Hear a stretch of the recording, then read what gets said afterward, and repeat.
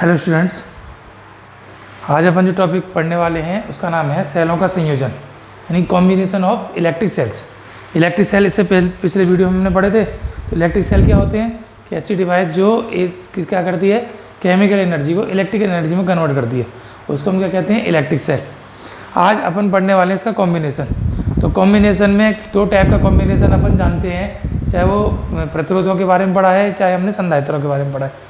तो संयोजन में चाहे कैपेसिटर का है चाहे रेसिस्टर का है, तो दो टाइप का होता है, श्रेणी और समांतर।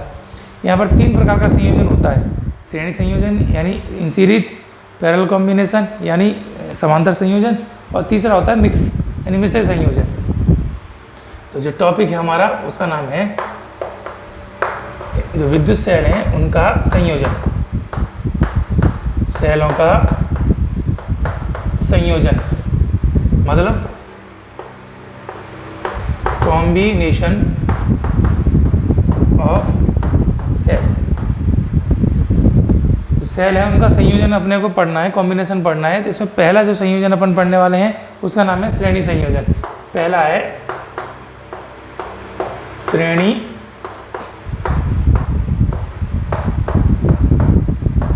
संयोजन मतलब सीरीज कॉम्बिनेशन हो गया।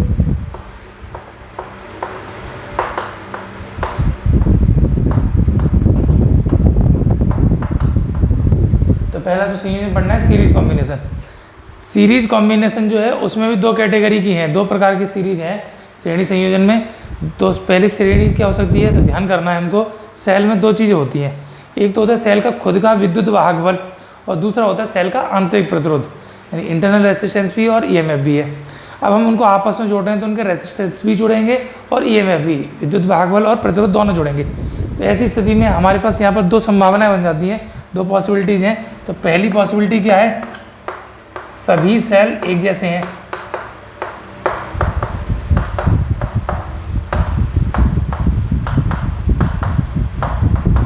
और दूसरी पॉसिबिलिटी क्या है कि भिन्न भिन्न है यानी विद्युत वाहक बल और आंतरिक प्रतिरोध भिन्न भिन्न है, तो अलग अलग है। ये इक्वल है, क्या चीज़ इक्वल है, उनका रेसिस्टेंस एंड ईएमएफ, और इसमें क्या है, डिफरेंट है। ईएमएफ भी डिफरेंट है और आर भी डिफरेंट है, बराबर भी हो सकती है अलग भी हो सकती है। तो दो केसेस बन जाते हैं कि सारे के सारे सेल ऐसे हैं जिनके ईएमएफ भी एक बराबर है और इंटरनल रेसिस्टेंस भी एक बराबर है, और उनके इंटरनल रेसिस्टेंस और ईएमएफ अलग अलग है। तो ये दोनों केस के बारे में अपन पढ़ने वाले हैं। तो पहला काम करेंगे कि जब सारे के सारे सेल सेम ईएमएफ के, ईएमएफ एक बराबर है, इंटरनल रेसिस्टेंस एक बराबर है, तो उस केस में कॉम्बिनेशन कैसा बनेगा, तो हमने माना है सीरीज। सीरीज का मतलब क्या है, एक एंड से दूसरा एंड यानी प्लस से इसका माइनस जुड़ने वाला है। तो हमने सेल लिए कोई, ये सेल का सिंबल है, इसमें ईएमएफ और रेसिस्टेंस दोनों है। दूसरा सेल इसके साथ सीरीज में जोड़ दिया, तीसरा सेल इसके साथ सीरीज में जोड़ दिया। ऐसे कई सारे सेल ले लिए और उसको फाइनली हमने ये जोड़ दिया। सारे के सारे सेल इक्वल हैं तो ईएमएफ उनके बराबर है यानी विद्युत वाहक बल बराबर है, और इंटरनल रेसिस्टेंस यानी आंतरिक प्रतिरोध भी कैसे हैं, एक समान है।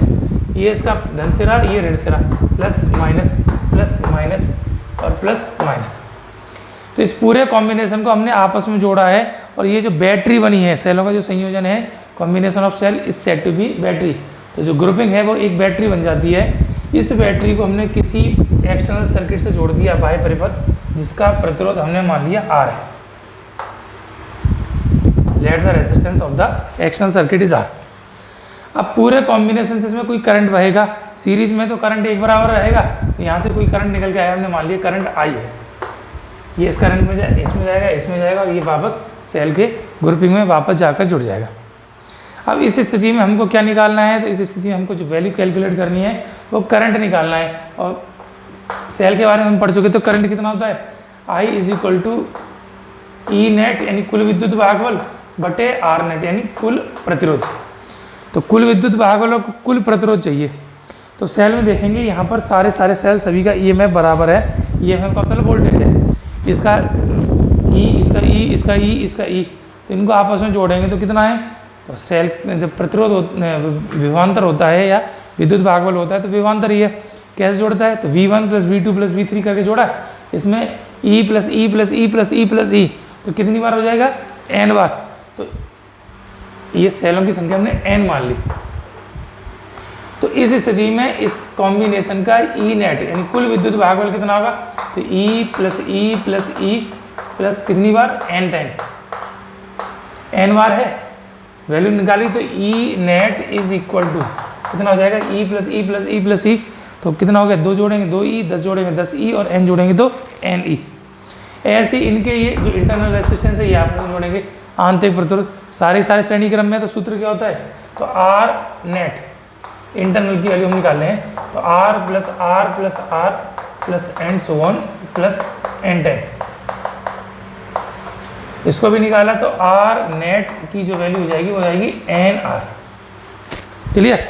तो ये जो कॉम्बिनेशन था इस सेलों का कॉम्बिनेशन में, इन सारे सेल के स्थान पर हमको एक बैटरी बन गई, उस बैटरी जो मिली है उसका नेट ईएमएफ कुल विद्युत भागबल और कुल आंतरिक प्रतिरोध, ये प्लस टर्मिनल ये माइनस टर्मिनल, ये ई नेट हो गया और ये क्या हो गया इसका आर नेट। ठीक है। तो टोटल जो हमारे पास नई बैटरी बनी उसका ई नेट हमने निकाल लिया कितना है, एन ई, और आर नेट निकाल लिया वो कितना है, एन आर। अब ध्यान से देखेंगे ये पूरे सर्किट में एक जैसा करंट है, तो यहाँ पर 2 प्रतिरोध हैं, 2 रेसिस्टर है, आर नेट है और आर है, इनमें भी एक ही करंट है, और जब करंट एक ही होता है तो जो कॉम्बिनेशन होता है वो क्या कहलाता है, सीरीज। तो ये प्रतिरोध कौन से क्रम में है, श्रेणी क्रम है। तो अब परिपथ का तुल्य प्रतिरोध यानी आर नेट हमको निकाला सीरीज में, तो R1 प्लस R2, तो R1 की जगह R और R2 की जगह R नेट, वैल्यू पुट कर देंगे, तो R net is equal to R और प्लस कितना हो गया, NR। बात समझ में आ गई। अब हमको करना क्या है, तो परिपथ में बहने वाली प्रभावी धारा इफेक्टिव करंट या रिजल्टेंट करंट जो सर्किट में जाएगा, तो रिजल्टेंट जो करंट है उसकी वैल्यू अपने निकालनी है। तो नाउ इफेक्टिव करंट, प्रभावी धारा I इक्वल टू क्या होता है, E net upon R net, value put कर दी, ई नेट की वैल्यू कितनी है, एन ई, और ये कितनी है, आर प्लस एन आर। किसी भी परिपथ में जब हमने सेल जोड़े हैं वो कौन से क्रम में जोड़े हैं, श्रेणी क्रम में, सीरीज में जोड़े हैं, तो उस कंडीशन में जो सभी के विद्युत भागबल एक बराबर है, आंतरिक प्रतिरोध एक बराबर है, उस परिपथ में बहने वाली धारा कितनी हो जाती है, तो आई बराबर N E upon R plus N R हो जाती है। ठीक। अब यहाँ पर धारा का मान अधिकतम या न्यूनतम कब होगा, तो क्या क्या स्थितियाँ संभव हैं, क्या क्या संभावनाएं हैं। तो यहाँ पर 2 संभावनाएं हैं। तो पहली संभावना हमने मान ली कि अब जो डिपेंडेंसी है वो इस प्रतिरोध के ऊपर है, एक तो है सेलों का कुल आंतरिक प्रतिरोध और एक है बाह्य परिपथ का प्रतिरोध। जिसमें 2 संभावनाएं हैं, यदि सेलों का आंतरिक प्रतिरोध बाह्य प्रतिरोध से बड़ा है, if the net internal resistance of the combination is greater than to the external resistance, उस केस में क्या आएगा, तो इसमें एन आर बड़ा है, आर छोटा है, तो आर को निग्लेक्जिबल कर लेंगे, नेगेटिव मान लेंगे, तो आई की वैल्यू कितनी हो जाएगी, एन ई, और अपॉन में क्या हो जाएगा, एन आर, एन से एन कट गया, तो आई बराबर क्या बचा, ई अपॉन आर। ऐसी स्थिति में जो धारा मिलेगी वो कितनी मिलेगी, ई अपॉन आर। अब ई क्या चीज़ है, तो ई है एक सेल का ईएमएफ यानी एक सेल का विद्युत भागबल, और आर क्या है, एक सेल का रेजिस्टेंस यानी एक सेल का प्रतिरोध। विद्युत भागबल एक सेल का है, प्रतिरोध एक सेल का है, इसी धारा भी एक सेल की मिलेगी। तो इस कंडीशन में जो हमको करंट मिलता है वो केवल और केवल एक सेल का करंट मिलता है, इतने सारे सेल जोड़े उसका हमको कोई लाभ नहीं हुआ। तो दिस कॉम्बिनेशन इज यूजलेस। ये यूजलेस है यानी कैसा है, ये निरर्थक कॉम्बिनेशन है, इसका कोई यूज नहीं है। This combination is useless. दूसरी पॉसिबिलिटी क्या हो जाएगी, तो दूसरी पॉसिबिलिटी इसका उल्टा कर दिया, N R is less than two capital R या R is greater than two N R, यानी बाह्य परिपथ का प्रतिरोध कुल आंतरिक प्रतिरोध की तुलना में बड़ा है। हम ऐसे सर्किट में जोड़ते हैं जिसमें जो एक्सटर्नल सर्किट है उसकी वैल्यू लार्जर है और इंटरनल की मिनिमम है, कम है। उस कंडीशन में कितना हो जाएगा, अब इसमें एन आर को नेगेटिव मान लेंगे, तो I is equal to N E upon में आर बचा, या I equal to N into E upon R. E क्या है, एक सेल का विद्युत भागबल और आर है उसका प्रतिरोध। तो एक सेल का विद्युत भागबल बटे प्रतिरोध, तो एक सेल की धारा हो गई, और वो कितने गुना हो गई, वो n गुना है। इसका मतलब है जो सेल सारे जोड़े हमको सभी सेलों की धारा मिली। तो इस स्थिति में सर्किट में बहने वाला जो करंट है वो एक करंट का n टाइम्स है, n गुना है, तो ये कॉम्बिनेशन हमारे लिए सार्थक हो जाएगा, यानी यूजफुल। तो ये हम यूज़ करते हैं जिससे हमको कैसा करंट मिलता है, मैक्सिमम करंट। तो ऐसी स्थिति में हमको सबसे अधिक करंट मिलने वाला है। ये हो गया आपका सेलों के संयोजन का पहला क्रम। पहला तरीका क्या था, जिसमें हम श्रेणी क्रम में ऐसे सेल जोड़ते हैं जिनमें सभी के विद्युत वाहकबल और सभी के आंतरिक प्रतिरोध एक बराबर है। अब दूसरा स्थिति इसकी देखते हैं कि जब हम सेल ऐसे जोड़ें जिसमें विद्युत वाहकबल और आंतरिक प्रतिरोध अलग अलग है, different of EMF and different of internal resistance, both are different, अलग अलग है। तो क्या होगा, इस केस को कर लेते हैं। तो दूसरा केस, विद्युत वाहकबल और आंतरिक प्रतिरोध अलग अलग है, डिफरेंट डिफरेंट ईएमएफ और है। अब हम दो सेलों को इसमें करके देखते हैं, प्लस माइनस सीरीज में है। ये E1 मान लिया, this is E2, this is R1 and this is R2। इस कॉम्बिनेशन को हमने जोड़ा किसी एक्शन सर्किट से जिसका रेजिस्टेंस R है। वही है करंट, तो कोई एक ही करंट जाएगा, वो करंट ये गया, प्लस से माइनस की ओर करंट जाता है, ठीक है। अब हम इसका EMF निकालेंगे, तो E नेट कितना हो जाएगा, तो V1 प्लस V2, तो E1 प्लस E2, ये तो E नेट हो गया। R नेट निकालेंगे, श्रेणी क्रम में है, तो R1 प्लस R2, ये इंटरनल R नेट आ गया, कुल आंतरिक प्रतिरोध। अब ये प्रतिरोध आ गया, तो ये जो सर्किट है वो हमारा जो सर्किट बना वो ये बन गया। एक सेल रह गया, यानी बैटरी रह गई, ये प्लस माइनस, ये E नेट और ये R नेट। ये R है, करंट आई जा रहा है, ठीक है। अब क्या हो जाएगा, R नेट, वही कंडीशन है, करंट एक बराबर है, तो श्रेणी क्रम में हो गया, सीरीज में, तो इन दोनों का वैल्यू हो जाएगी। तो R net of the circuit, परिपथ का कुल प्रतिरोध, तो R plus small r net, value put कर दी, तो R प्लस NR, और NR नहीं, यहाँ पर R नेट कितना है, तो R1 प्लस R2। अब इस स्थिति में धारा निकाल लो, अतः परिपथ में बहने वाली विद्युत धारा, इलेक्ट्रिक करंट, तो E नेट अपॉन में R नेट, वैल्यू पुट करेंगे, तो E1 प्लस E2, और ये हो गया R plus R1 plus R2। तो ये करंट हो जाता है E1 plus E2 upon R plus R1 plus R2। तो जब हम सेल जोड़ते हैं जिनके विद्युत भागबल अलग अलग है, आंतरिक प्रतिरोध अलग अलग है, तो ये कंडीशन आ जाती है। तो ऊपर तो विद्युत भागबल जुड़ जाते हैं, नीचे सारे प्रतिरोध जुड़ जाते हैं। दो लिए थे, दो जोड़े, तीन लेते तो E1 plus E2 plus E3 अपन में R, ये रहेगा R1 plus R2 plus R3। चार लेते तो 4 बार, 10 लेते तो 10 बार, 100 लेते तो 100 बार, ठीक है। तो इस तरीके से हम इसकी टोटल वैल्यू कैलकुलेट कर सकते हैं। अब इसमें भी दो कंडीशन आ जाती है, तो कंडीशन कुछ नहीं है, नॉर्मल कंडीशन है। तो कंडीशन क्या है कि अगर हम सेलों को इस तरीके से जोड़ें कि इनकी पोलैरिटी अलग है, यानी हमने प्लस से माइनस जोड़ा है, अगर हम प्लस से प्लस या माइनस से माइनस जोड़ें तो क्या होगा, तो जैसे माइनस से माइनस जोड़, प्लस से प्लस जोड़ रहे हैं, तो ये टर्मिनल माइनस का हो जाएगा और ये प्लस का हो जाएगा। ये E1 था, ठीक है। अब इस केस में जो पहला केस है, तो पहले केस में जो इसकी पॉसिबिलिटी आ जाएगी, तो R वैसा का वैसे ही रहेगा। R में जो प्रतिरोध है, चाहे प्रतिरोध इस तार से ऐसा करके जोड़ दो, चाहे ऐसा करके जोड़ दो, पलट के जोड़ देंगे तो उसके प्रतिरोध के मान में कोई फर्क नहीं पड़ेगा। तो R1 प्लस R2 तो वैसा का वैसे ही रहेगा।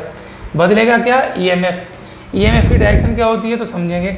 सेल के बाहर जो करंट होता है प्लस से माइनस होता है, सेल के अंदर होता है माइनस से प्लस। तो EMF ये इधर है और इसका EMF इधर है।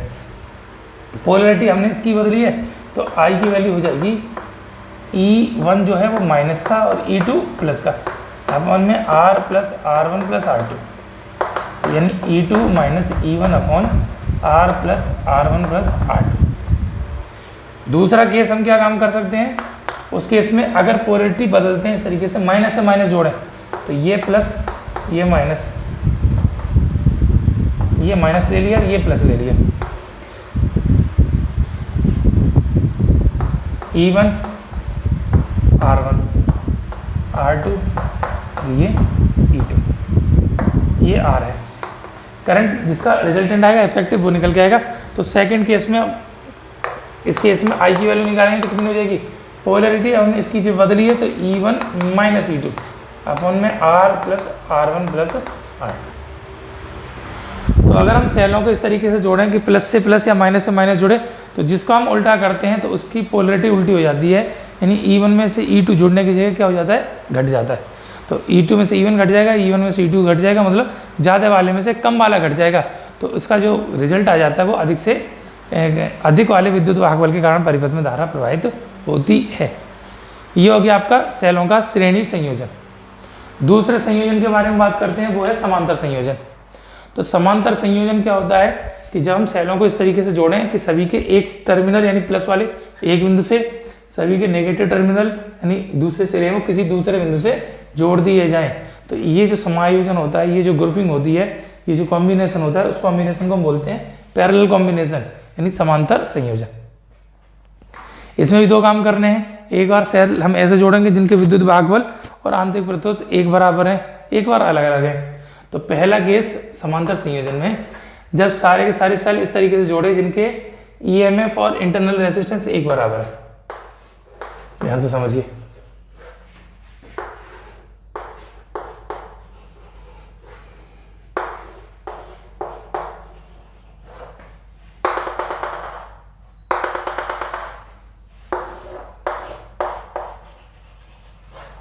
ये हमने लिए ईएमएफ बराबर है ई और ये ई, इंटरनल रेजिस्टेंस बराबर है सभी के आर।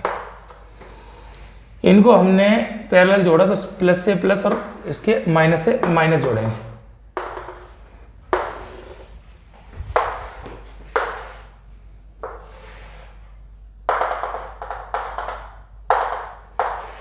सभी के प्लस सिरे एक बिंदु से सभी के माइनस सिरे एक बिंदु से जोड़े और ये पूरे सर्किट को हमने 2 पॉइंट ए और बी के बीच जोड़ दिया और इसके द्वारा किसी एक्सटर्नल सर्किट हमने लिया जिसका रेजिस्टेंस, जिसका प्रतिरोध आर है, उस परिपथ में जोड़कर हमने इसमें कोई धारा प्रवाहित की आई। अब हमको क्या निकालना है, ये सारे के सारे प्लस टर्मिनल है, ये minus, plus minus plus minus plus minus.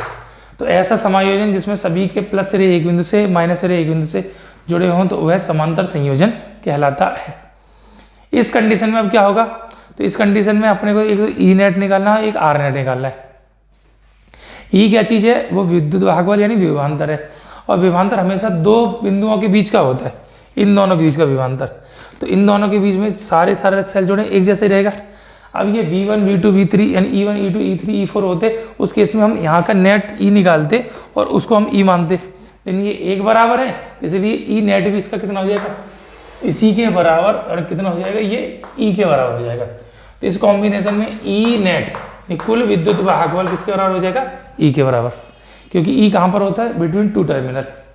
अब इंटरनल रेजिस्टेंस का सम करेंगे तो समांतर क्रम में है, तो क्या होगा 1/r नेट, पैरेलल ऑर्डर में ही होता है, तो 1/r plus 1/r plus 1/r, और कितने सेल मान लिए हमने, सेलों की संख्या n ले ली, तो प्लस एंड सो ऑन, कितनी बार हो जाएगा, n बार हो गए। तो 1/r net is equal to n/r, तो r नेट की वैल्यू कितनी होगी, तो r/n।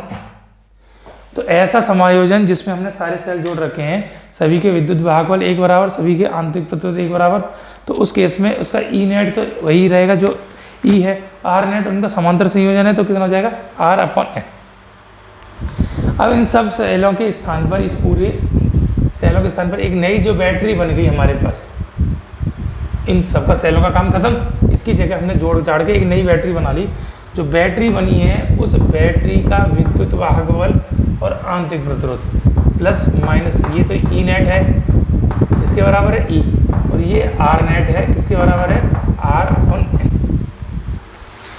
अब ध्यान देंगे ये जो धारा बह रही है, ये धारा यहाँ से जाएगी, यहाँ से जाएगी, यहाँ से जाएगी, तो इन दोनों प्रतिरोधों में एक जैसी धारा है, तो ये दोनों कौन से क्रम में हो गए, ये दोनों पुनः श्रेणी क्रम में हो गए, ऑल्सो इन सीरीज।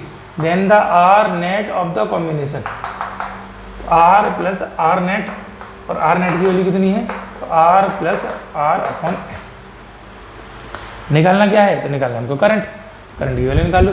तो in this case resultant current of the circuit, इस स्थिति में परिपथ में प्रभावी विद्युत धारा, परिणामी विद्युत धारा या तुल्य विद्युत धारा, तो I is equal to E net upon में आर नेट। फॉर्मूला ये होता है, ई नेट की वैल्यू तो ई है, आर नेट की वैल्यू कितनी है, R plus R upon N. ठीक है, तो ये इसका टोटल करंट हो गया इस सर्किट में। तो पैरेलल कॉम्बिनेशन में जो करंट आता है वो आ जाता है E upon R plus R upon N. Series में हमने निकाला था तो N E upon R plus N R था। ठीक है, यहाँ पर E upon R plus R upon N है। दो केस यहाँ पर भी हो जाएंगे, वही जो हमने पहले निकाले थे। बाह्य प्रतिरोध बड़ा है तो क्या होगा, आंतरिक प्रतिरोध बड़ा है तो क्या होगा। If R is greater than to net, R net से, तो आई की केस में कितना हो जाएगा, तो ई अपॉन ये आर बचा। अब ये जो करंट है वो केवल एक सेल का करंट है, तो इसलिए ये संयोजन कैसे हो जाएगा हमारे लिए, निरर्थक, यानी यूजलेस। दूसरा केस क्या हो जाएगा कि R is less than to R upon N. अब ऐसे सेल हम जोड़ें जिनका कुल आंतरिक प्रतिरोध बाह्य प्रतिरोध से बड़ा है, तो उस केस में आई की वैल्यू कितनी जाएगी, E upon R upon N. N ऊपर पहुंच गया, N E upon R, I equal to N into E upon R. इस स्थिति में जो धारा है वो एक सेल की धारा की एन गुना है, एन टाइम्स हो गई। तो इसमें जो करंट मिलने वाला है हमको मैक्सिमम मिलने वाला है, तो ये हमारे लिए यूजफुल यानी सार्थक संयोजन है। तो सेलों के संयोजन में जब हम श्रेणी क्रम में जोड़ते हैं तो हम देखते हैं तो मैक्सिमम करंट कब मिलता है, जब इंटरनल रेसिस्टेंस कम से कम हो, एक्सटर्नल रेसिस्टेंस यानी बाह्य प्रतिरोध ज़्यादा है। समांतर क्रम में इसका उल्टा है। तो इसका मतलब ये बात हम क्यों पढ़ रहे हैं, तो ये बात इसलिए पढ़ रहे हैं कि जब भी बैटरी का निर्माण किया जाता है, कॉम्बिनेशन जब भी सेलों किया जाता है, तो हम जैसे हमारे पास सेल है जिस सर्किट में हमको देना है, अगर एक्सटर्नल सर्किट का रेसिस्टेंस ज़्यादा है और इंटरनल रेसिस्टेंस का कम है तो उसको हम हमेशा सीरीज में जोड़ेंगे। इसके उल्टे अगर एक्सटर्नल रेसिस्टेंस हमारे पास कम है जिसमें धारा देनी है और इंटरनल ज़्यादा है तो उसको हम कौन सा ऑर्डर में जोड़ेंगे, वो पैरेलल ऑर्डर में जोड़ेंगे। ठीक है, तो ये हो गया आपका parallel combination of N cells of equal EMF and equal internal resistance. ऐसे सेलों का संयोजन जिसमें सभी सेलों के विद्युत भागफल और आंतरिक प्रतिरोध एक बराबर हैं। इसका दूसरा केस है अगर विद्युत भागफल और आंतरिक प्रतिरोध अलग अलग हैं। ये थोड़ा समझने का है और इम्पॉर्टेंट है, एग्जाम में पूछा जा चुका है 2-3 बार। वो क्या है वो समझेंगे। इसका सेकंड केस, हम ऐसे सेल लेते हैं जिनके ईएमएफ भी अलग अलग हैं और इंटरनल रेजिस्टेंस भी अलग अलग हैं। तो ऐसे सेल जिनका विद्युत भागफल और आंतरिक प्रतिरोध अलग अलग हैं, उस केस में इस पर करंट की वैल्यू क्या होगी उसके बारे में बात करते हैं। तो वही काम करेंगे, हम 2 सेल लेकर काम करते हैं। एक सेल ये लिया, दूसरा सेल ये लिया। एक का ईएमएफ E1 और एक का ईएमएफ E2, एक का R1 और एक का R2, ये प्लस माइनस और ये भी प्लस माइनस। ये आपस में समांतर क्रम में जुड़े हैं, पैरेलल कॉम्बिनेशन है। ये पॉइंट A मान लिया और ये पॉइंट हमने B मान लिया। इनको किसी एक्सटर्नल सर्किट में जोड़ दिया जिसका रेजिस्टेंस कितना है,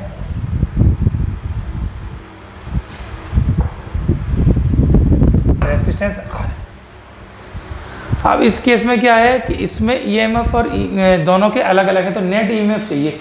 तो ना तो E1 है ना E2 है, तो नेट ईएमएफ निकालने के लिए हम क्या काम करेंगे, तो टर्मिनल वोल्टेज निकालेंगे। कैसे निकालेंगे, तो हमने माना यहाँ से जो करंट जा रहा है वो I1 है और यहाँ से जो करंट जा रहा है वो I2 है। यहाँ पर जाकर इकट्ठा हो जाएगा, इकट्ठा होकर इसमें करंट कितना आएगा I, ये करंट R में जाएगा, ये करंट R से निकलेगा, यहाँ वापस जाएगा B पर पहुँचेगा, इसका करंट इसको मिल जाएगा और इसका करंट इसको मिल जाएगा। तो जिस सेल से जो करंट लिया वो करंट सेल को वापस कर दिया। तो पहले सेल से I1, दूसरे सेल से I2। अब इसमें I जा रहा है तो इसकी वजह से यहाँ पर वोल्टेज हो जाएगा कोई ना कोई, जिसको बोलते हैं टर्मिनल वोल्टेज। तो अब हम EMF के स्थान पर क्या लेंगे, वो टर्मिनल वोल्टेज लेंगे। ठीक है, अब जो टर्मिनल वोल्टेज है वो R के सिरों पर भी है, वो इस सेल के सिरों पर भी है, इस सेल के सिरों पर भी है, तो V कांस्टेंट रहेगा। अब रिलेशन से हम जानते हैं, तो we know that E is equal to V plus I R या V equal to E minus I R. ठीक है, फॉर फर्स्ट सेल, पहले सेल के लिए बात करेंगे तो V is equal to E1 minus I1 R1 हो जाएगा। इसको सॉल्व किया तो I1 R1 किसके बराबर हो जाएगा, E1 माइनस V। तो I1 की वैल्यू कितनी हो जाएगी, E1 minus V upon R1। Similarly for second cell, दूसरे सेल के लिए बात करेंगे तो I2 की वैल्यू कितनी हो जाएगी, E2 minus V upon R2, हाँ है ना, बात समझ में आ गई। तो E1 वो I1 और I2 दोनों की वैल्यू हमने निकाल ली, धारा जो बह रही है, इसलिए परिपथ में बहने वाली परिणामी धारा I बराबर I1 प्लस I2, मान लगा दो E1 minus V upon R1 plus E2 minus V upon R2, अलग अलग भाग दे देंगे। तो I is equal to E1 upon R1 minus V upon R1 plus E2 upon R2 और माइनस का V अपॉन R2। E वाले एक ब्रैकेट में कर दो, V वाले एक ब्रैकेट में, तो E1 upon R1 plus E2 upon R2 एक ब्रैकेट में कर दिया, minus V upon R1 plus V upon R2 एक दूसरे ब्रैकेट में कर दिया। I बराबर E1 अपॉन R1, एलसीएम लेके सॉल्व करते हैं तो ये क्या हो जाए E1 R2 plus E2 R1 upon में R1 R2, ऐसे इसमें किया माइनस का V कॉमन ले लिया, R1 plus R2 upon R1 into R2, R1 R2 बटे में तो कॉमन है तो उधर पहुंच जाएगा। तो I into R1 R2 is equal to E1 R2 plus E2 R1 minus का V into R1 plus R2, V को इधर सेपरेट कर दिया तो V R1 plus R2 is equal to E1 R2 plus E2 R1, और ये इधर आएंगे तो माइनस का I R1 into R2। V को सॉल्व करेंगे तो ये R1 R2 का भाग लग गया, इसमें भी जाएगा भाग और इसमें भी जाएगा, दोनों में अलग अलग भाग जाएगा। तो V is equal to E1 R2 plus E2 R1 upon R1 plus R2 और minus I R1 R2 upon में R1 प्लस R2। तो ये नेट जो EMF है V की वैल्यू कितनी आ जाएगी, E1 R EMF नहीं voltage, terminal voltage E1 R2 plus E2 R1 upon R1 plus R2, और दूसरा आ जाएगा I माइनस का I और R1 R2 upon R1 plus R2। अब इसका कंपेयर हम इस फॉर्मूले के साथ करें तो we know that V equal to E minus IR। E जो है वो सेलों का टोटल EMF है, तो E नेट, और ये क्या हो गया R नेट। इन दोनों का साथ अगर हम कंपेयर करें तो V बराबर है और I बराबर है। ये जो पहले ब्रैकेट का रिजल्ट है वो किसका काम करेगा, E नेट का, और जो दूसरा ब्रैकेट है वो किसका काम करेगा, R नेट का। तो सर्किट में E नेट कितना हो गया, now E net of the combination, संयोजन का कुल E नेट कितना हो गया, तो E net is equal to E1 R2 plus E2 R1 upon R1 plus R2 and R net कितना हो जाएगा, तो ये R1 R2 upon R1 plus R2। इसको चाहे तो हम सीधे सीधे समांतर में जोड़ते तो भी आता, 1 अपॉन R नेट की वैल्यू कितनी आती, 1 upon R1 plus 1 upon R2, ऐसे हम लेके सॉल्व करते तो R1 प्लस R2 ऊपर होता 1 अपॉन R नेट, ये तो R नेट की वैल्यू निकालते तो इसका उल्टा हो जाता R1 R2 अपॉन में R1 प्लस R2, यही रिजल्ट आता।